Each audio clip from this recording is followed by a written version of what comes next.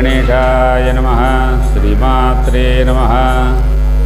अगजानन पद्मार्कं गजाननमहर्निशम् अनेकदन्तं भक्तानाम् एकदन्तमुपास्महे।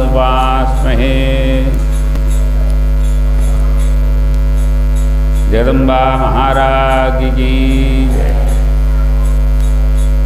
ఈనాటి దేవి భాగవతంలో చండీదేవి యొక్క మహాత్మ్యం, మహద్భాగ్యం నాకు కూడాను. ఎందుకంటే అక్కడ 2002 నుంచి దత్తాత్రేయ స్వామి వారి అర్చకుడిగా ఉన్నానండి. నేను ఇంట్లోంచి వెళ్ళి వచ్చిన తర్వాత నాకు ఆధారం చూపించేటువంటి వాడు దత్తాత్రేయ స్వామి. అంతటి చక్కటి ఆ మహాత్ముని ఎదుట ఇవాళ ఆ సేవలో నేను పాల్గొనే భాగ్యం నాకు కలిగింది. అలాగే ఇక్కడ గురు పరంపర. జగదంబా మహారాజుకి జై.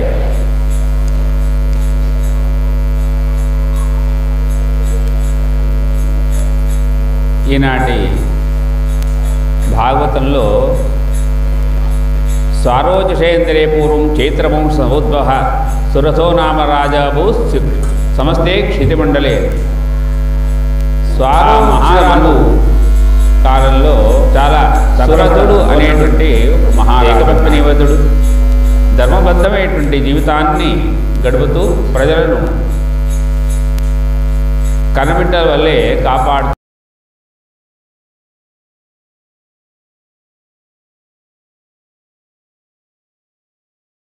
అనేటువంటి వాడు. ఆయనకు ఆ విష్ణు మాయ వల్ల కాలం కలిసి రాకపోయే సమయంలో మ్లేచ్ఛుల బారిన పడవలసి వచ్చింది. మ్లేచ్ఛులు అనగా ఎరుకల వారి జాతికి సంబంధించిన వారైనా కోయవారుగా చెప్తారు. ఆ కోయవారి బారిన పడి అతనికి శత్రుత్వం ఏర్పడి అనేక మార్లు ఆ రాజ్యంపై దండెత్తి వచ్చారు. అయినప్పటికీ కూడా రాజు బలం ఎక్కువ ఉన్నప్పటికీ వారి బలం తక్కువగా ఉన్నా ఈ రాజే అతను ఓడిపోవడానికి కారణమైతోంది. దాంతోపాటుగా ఆ మంత్రులు సామంతులు ఆ తర్వాత సైనికులు వీళ్ళంతా కూడా శత్రువర్గం చేరినారు. శత్రువర్గం చేరి ఇక గెలుపుకు అందనంత దూరంగా నిత్యం పోరాటం సాగుతోంది. ఇక ఆ మహారాజు అనుకున్నాడు, ఎన్నడైనా సరే ఓడిపోవడం అనేది జరుగుతుంది కాబట్టి కొద్ది రోజులు ఎక్కడైనా తలదాచుకోవాలని ఆ రాజ్యంలో అంతర్భాగంలో దాగి ఉన్నాడు.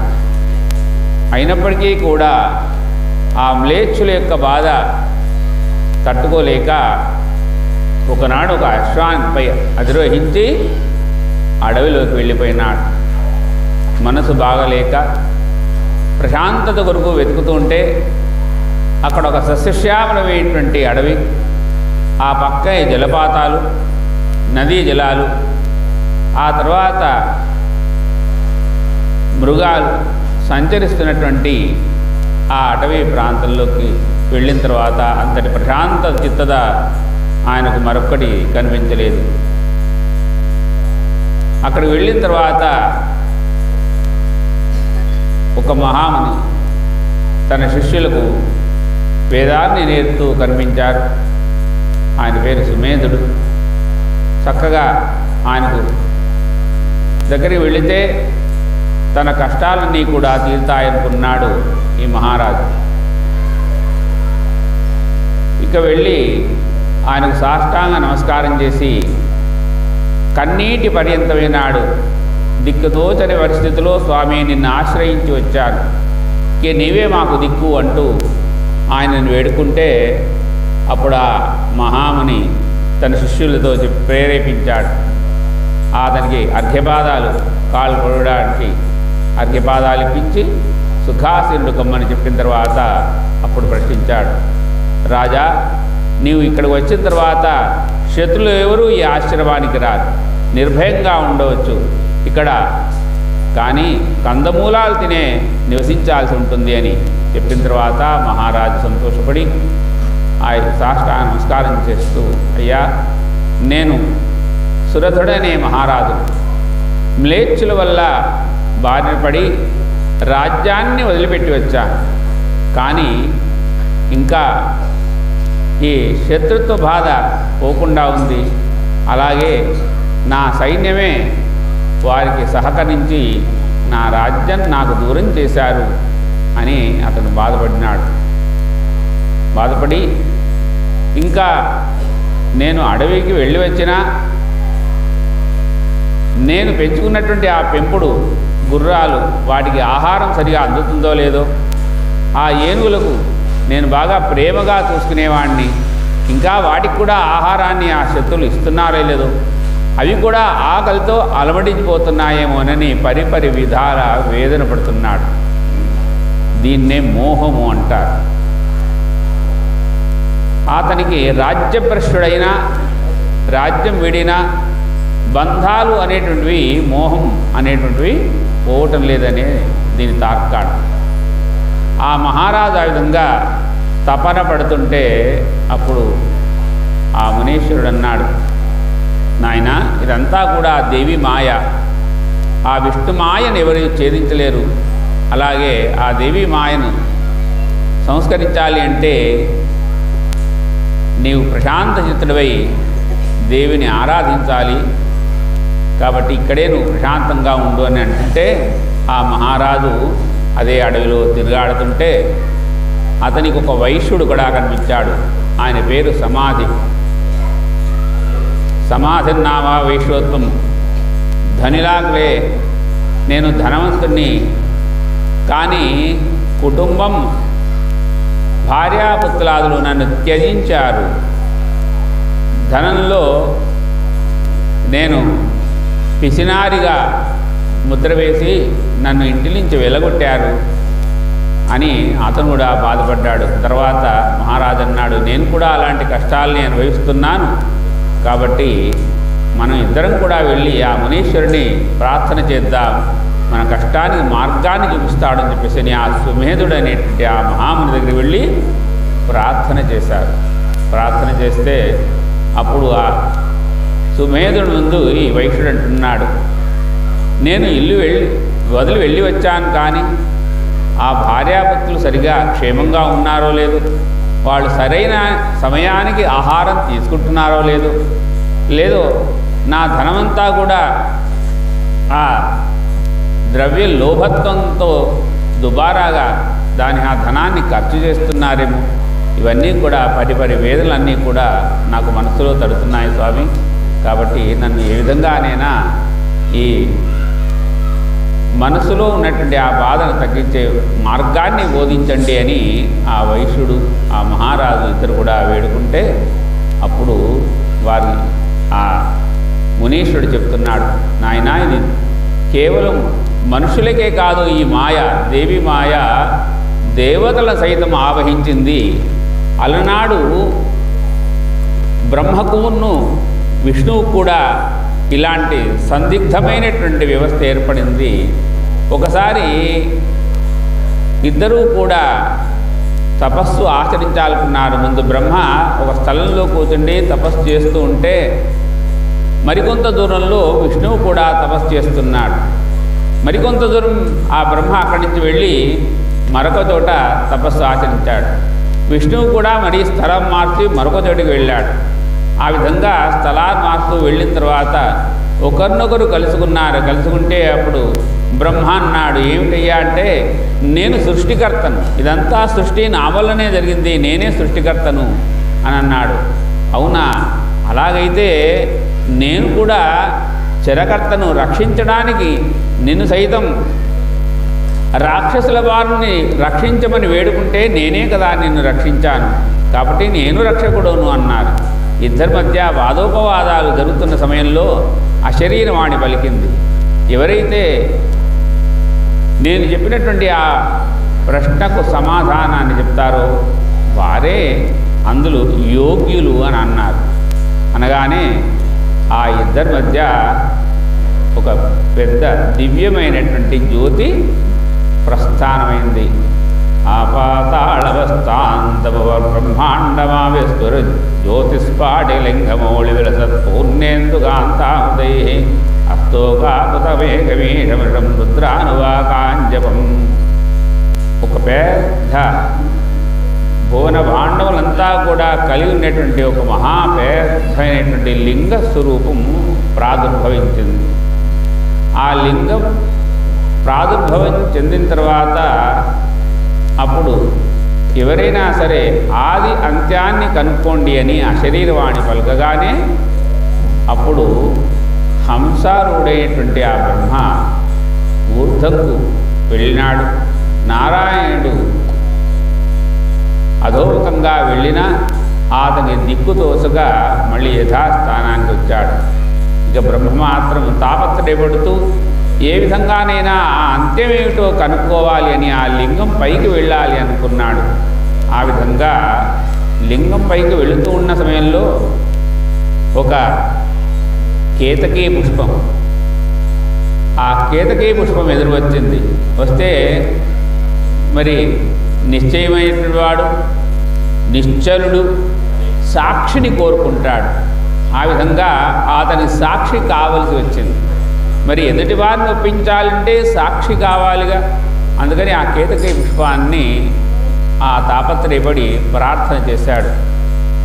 నేను ఆ బింబం యొక్క అంతిమ స్థానాన్ని, ఉదర స్థానాన్ని నేను చూశానని నీవు సాక్ష్యం ఇవ్వాలి అన్నాడు. అందుకు ఒప్పుకున్నటువంటి ఆ కేతకీ పుష్పం ఆ విష్ణువు దగ్గరికి వచ్చి నేను అంతిమేమిటో దర్శించాను, నేనే ఆ పైన ఉన్నటువంటి ఆ పుష్పాన్ని నేనే తీసుకొచ్చాను అనగానే అశరీరవాణిగా పరమేశ్వరుడు పలికినాడు, ఓ కేతకీ పుష్పమా, నీవు జారి పడుతుండగా బ్రహ్మ చూశాడు. కాబట్టి నీవు సాక్ష్యం అనే కూట సాక్ష్యాన్ని చెప్పడానికి వచ్చినావు. కాబట్టి ఈరోజు నుంచి పూజకు అనర్హమని పరమేశ్వరుడు ఆ నిషిద్ధమైనటువంటి వాక్యాన్ని చెప్పినాడు. ఆ విధంగా పరమేశ్వరుడి యొక్క అంతర్భూతంగా వెలిసినటువంటి ఆ మహాలింగాన్ని దర్శించినటువంటి ఆ బ్రహ్మ విష్ణువులు ఇద్దరు కూడా ఆ పరమేశ్వరుని ప్రార్థన చేయగానే ఆ పరమేశ్వరుడు శాంతించి తన నిజ స్వరూపంతో ఆ మహాలింగం నుంచి వారికి దర్శనమిచ్చాడు. నమః పార్వతీపతే హర హర మహాదేవ. ఈ విధాన్నే ఆయన సురతునికి ఆ సుమేధ మహాముని ఈ వృత్తాంతాన్ని చెప్పినాడు. దేవతలకే అలాంటి అనన్యమైనటువంటి సంఘటన జరిగిందయ్యా, కాబట్టి మీరు దేవి వ్రతాన్ని ఆచరించండి అని వారికి నవార్ణ మంత్రాన్ని ఇచ్చి వారి చేత దేవి నవరాత్రోత్సవ విధానాన్ని చేశారు. యథాహారో నిరాహారో తన్మనస్కో సమాహితమని ఆ దేవి భాగవతంలో ఆ తర్వాత చండీ పాఠంలో కూడా చెప్పబడుతోంది. ఏంటంటే శరీరం పడిపోకుండా ఉండడం కొరకు ఏదైనా ఆహారం చేసుకొని కానీ నిరాహారంగా అంటే శరీరం ఉత్సాహంగా ఉంటే శక్తి మేరకు నిరాహారంగా కూడా ఆరాధన చేయవచ్చు. కానీ తన్మనస్కో సమాహితో మంచి మనస్సుతో చేయమని చెప్తోంది. ఆ విధంగా వాళ్ళిద్దరు కూడా ఆ రాజు వైశ్యుడు ఇద్దరు కూడా చక్కగా అమ్మవారిని ఆ విధంగా ఆరాధన చేశారు. కానీ అమ్మవారు అప్పటికీ కూడా ప్రత్యక్షం కాకపోతే అక్కడ ఉన్నటువంటి ఆ హోమగుండంలో తమ శరీర భాగాల్ని కూడా అమ్మవారికి సమర్పించే సమయంలో ఒక్కసారి ఆ జగదంబిక ప్రత్యక్షమైంది. జగదంబా మహారాజ్కి ఆ విధంగా ప్రత్యక్షమైనటువంటి ఆ అమ్మవారు వారికి అనుగ్రహాన్ని కలిగించి, రాజా నీ భక్తి మెచ్చుకున్నాను, నీకు కావలసినటువంటి వరం ఏమిటో కోరుకుంటే నేను శత్రు పరాజితై ఉన్నాను, నా రాజ్యం భ్రష్టపోయింది కాబట్టి నాకు నా రాజ్యాన్ని ఇప్పించవలసింది అని కోరుకుంటే తథాస్తు అని ఆ తర్వాత 1000 ఏళ్ళు మళ్ళీ రాజ్య పాలన చేస్తామని చెప్పి అమ్మ ఆజ్ఞ ఇచ్చింది. ఇక వైశ్యుడిని అడిగితే వైశ్యుడు అన్నాడు, ఈ భవబంధాలపై మోహం లేదు, నాకు పూర్వకృపానుసారంగా వచ్చిందేమో కానీ నాకు అమ్మా నాకు పరాదృష్టే ఉందే తప్ప నాకు సద్జ్ఞానాన్ని ప్రసాదించి మోక్షాన్ని ప్రసాదించమని వేడుకుంటే అప్పుడు జగదంబిగా సంతోషించి తప్పకుండా నీకు జ్ఞాన వృద్ధి కలుగుతుంది, మోక్షం కలుగుతుంది అని చెప్పేసి ఆ వైష్ణునకు అనుగ్రహాన్ని కలిగించి అమ్మ జగదంబిక అంతర్ధానమైంది. జగదంబా మహారాజ్ఞి జై. స్వస్తి ప్రియాభ్య పరిపాలయంతా న్యాయేణ మార్గేణ మహిమీషాః. ఓ బ్రాహ్మణేభ్యః శుభమస్తు. త్రిలోకాః సమస్తాః సుఖినో భవంతు. అశనంగరళం ఫణీకలాపో వసనం చర్మ చ వాహనం మహోక్షః. మమ దాస్యసి కిం కిమస్తి శంభో తవ పాదాంబుజ భక్తిమేవ దేహి. ఎందుకంటే ఆ పాదాల ఆ మహాలింగం వచ్చిన తర్వాత ఆయనను సేవించేటువంటి క్రమం కూడా ఒకసారి తెలుసుకుంటే బాగుంటుందని. అశనంగరళం స్వామి దగ్గరికి వెళ్ళగానే ఆయన దగ్గర అన్ని పదార్థాలు ఉంటాయి. మహారాజుగా ఆయన లోకానికంతటి కూడా రాజు. ఆయన దగ్గర ఆయన ఏది తాగుతాడో అది చూసిన తర్వాత భక్తునికి అనిపిస్తుంది స్వామి బాగా అది ఏదో స్వీకరిస్తున్నాడు, దాన్ని కూడా మనం స్వీకరిస్తే బాగుండును అని. అశనంగరళం ఆయన విషం తాగాడు. ఫణీకలాపో మనం వెళ్ళగానే ఆ మహారాజును చూస్తే ఆయన మెళ్ళు అనేకమైనటువంటి రత్నాల హారాలు మణుల హారాలు వేసుకుంటాడు. బాగుందయ్యా స్వామి మీరు వేసుకున్న మాల చక్కగా ఉంది అంటుంటాం.